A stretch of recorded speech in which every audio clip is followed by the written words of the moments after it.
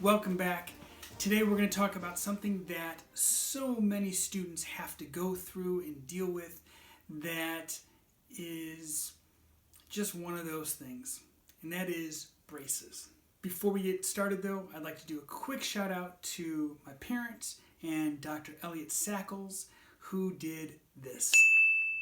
Now, one of the things that I found was that I, as a saxophonist, had a lot of pain when I was playing saxophone with braces. Now that comes from the fact that as a saxophonist, your lower lip goes over your teeth and gets pressed up against your teeth from the mouthpiece. So with the braces on, it added some extra metal in your mouth, and metal on the inside of a lip, not the best idea.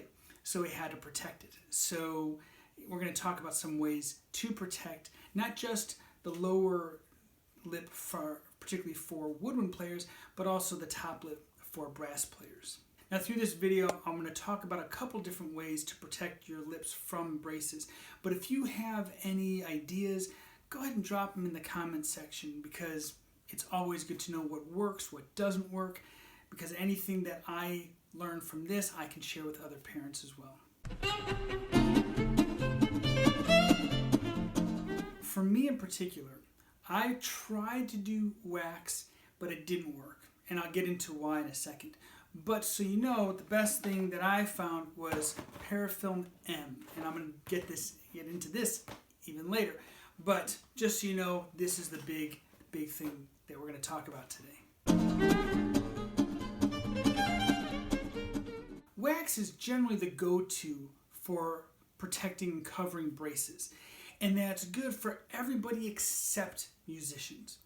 You have to remember, the embouchure, or the muscles of the mouth that help us shape our mouth for when we play, can be affected by any little thing. If you get a bump in your lip and maybe it swells a little bit. So when we put wax on our braces, it actually adds some bulkiness to it, and that's going to change the difference in what's happening with your mouth and affecting your embouchure.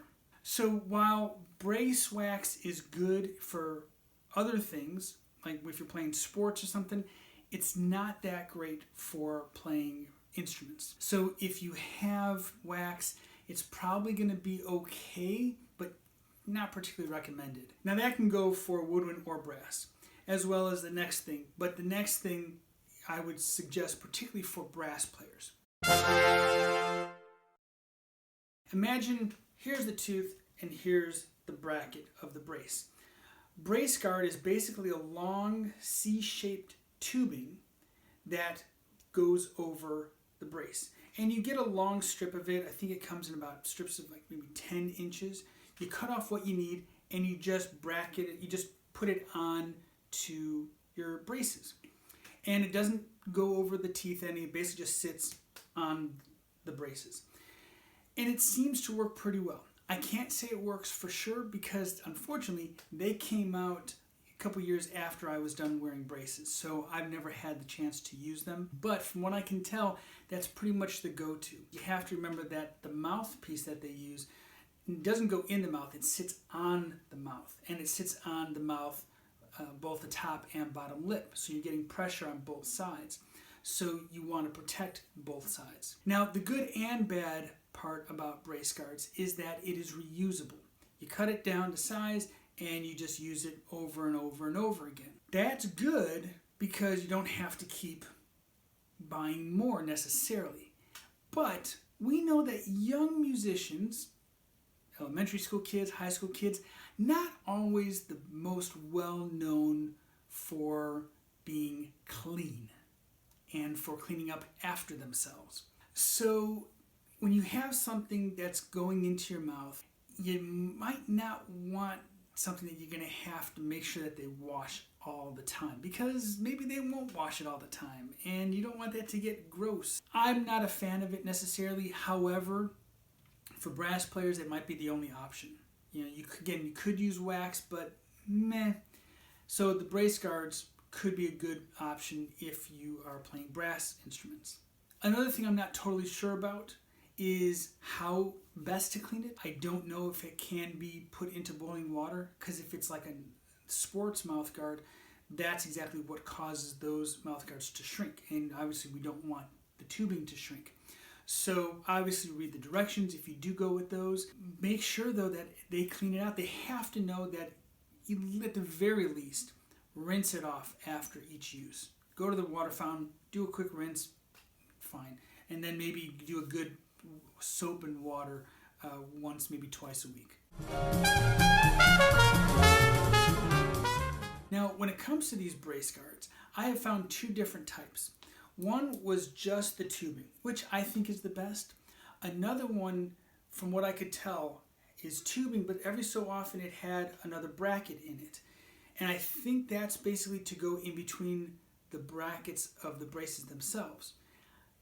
In theory, that's a good idea, but if your braces aren't exactly spaced out the way these seem to be evenly spaced out, then it may not work. So you have to, see if you want to try it first. My suggestion would be that you go with the tubing that has nothing in it. So you just cut it, you put it on, you're done.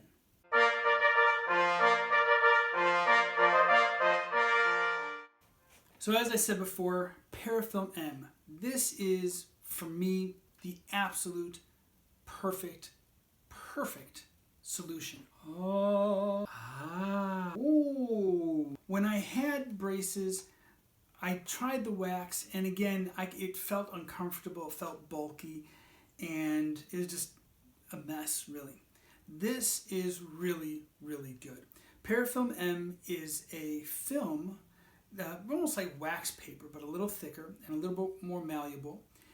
And it's what scientists use to seal test tubes. It seals it up really, really well. And they take it off, they throw it out. And that's key to this, because it means you use it, it works the way you want it to, and then you toss it. This box I found on Amazon for about $21. This box in particular I've had for a number of years, because it's 4 inches wide, and that's very important that you get the 4-inch wide parafilm, but also it's 125 feet. I don't know what that is in meters, but it's a lot, and it will last you a good long time. Now, if you don't want to spend $21 right off the bat, and I strongly suggest this, go to the science teacher at the school and just ask for 2-3 feet of it. It's almost like paper towels. Here's 2-3 feet of parafilm. It's not that expensive. It's easily used, so them handing out a couple feet is not that big of a deal. So again, ParafilmM laboratory film. $21, Amazon, you're all set.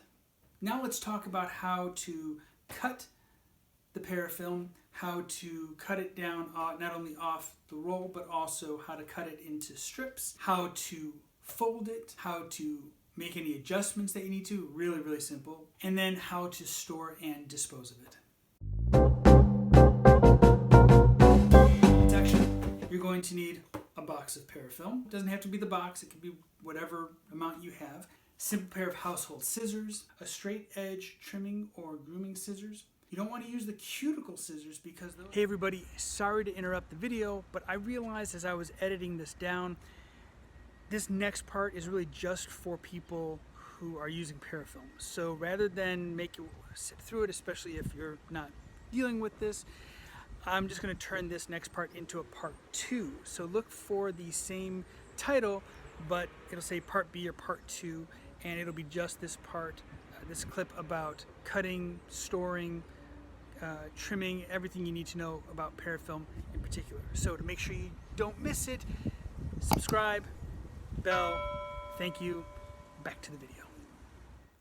As always, the best advice I can give you is to try something and see how it works, and if it doesn't, try something else. And if you happen to find something that I don't talk about, let me know, because it's always helpful to get more input.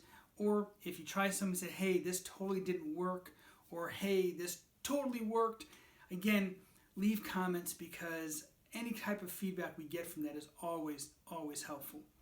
And another thing that's helpful is if you hit that subscribe button. for the channel, because it'll really help us and it'll help share and will help know that you're out there. And of course, hit that bell so that you always know when our next videos come up. In the meantime, have fun with it, enjoy. I hope your students have fun despite the pain and just hassle of braces. I absolutely empathize with them, and I can honestly tell you it gets better. It's only temporary. Wear the rubber bands, make sure you clean out those braces, wear the headgear if you need to. Believe me, it's worth it. Just do what the orthodontist says. Again, thanks, Dr. Sackles. Always, always, always remember, you're not alone in this. We're here for you. All right, thanks again for stopping by. I'll see you guys next time.